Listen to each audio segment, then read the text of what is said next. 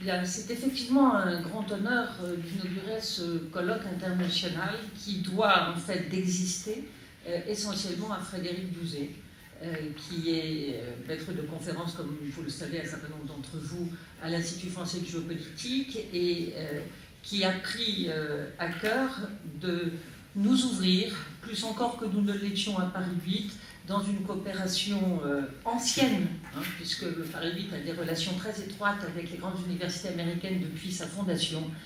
Mais peut-être fallait-il de nouveau les réanimer et en tout cas ouvrir un champ important, d'autant plus que si nous sommes effectivement un institut de géopolitique, nous restons très ancrés dans la géographie et que pendant longtemps les géographes ont négligé les États-Unis, pour des tas de raisons qu'il ne serait pas judicieux d'évoquer ici.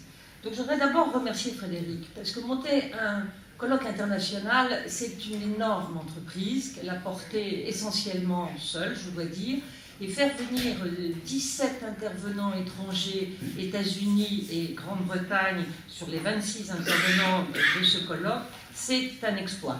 Sachant que tous sont effectivement d'excellents chercheurs, donc très occupés, très engagés dans des charges de recherche et d'enseignement, et il fallait donc que le sujet soit d'importance pour pouvoir les attirer jusqu'ici.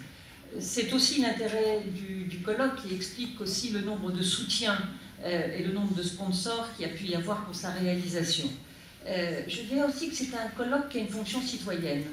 Le président a rappelé qu'effectivement nous sommes dans un environnement très particulier dans lequel la présence de l'immigration de première génération, deuxième, troisième, est extrêmement présente et j'allais dire prégnante, avec tous ces aspects positifs, mais il ne faut pas le cacher, tous ces aspects négatifs ou tout au moins toutes ces difficultés.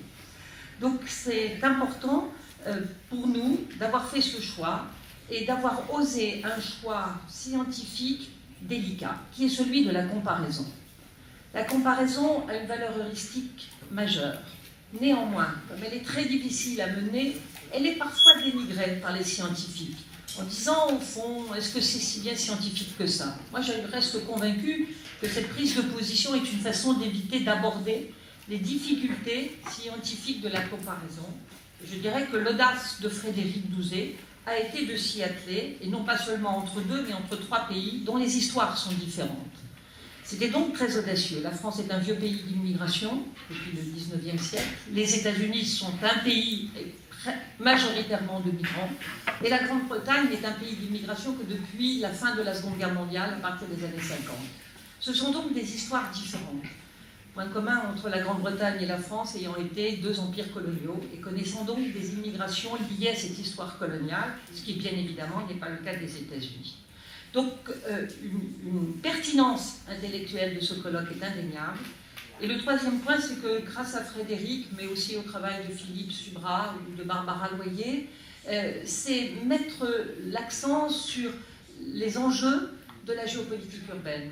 Quand on pense géopolitique, on pense conflit, et en ce moment, avec le conflit israélo-palestinien, évidemment, on voit bien les enjeux territoriaux d'un raisonnement géopolitique. Mais la géopolitique locale permet, avec ses outils et sa démarche, de rendre compte aussi de situations complexes, délicates, de rivalité de pouvoir sur des territoires. Alors, bienvenue à tous, et j'espère excellent travail sur ces 2 jours.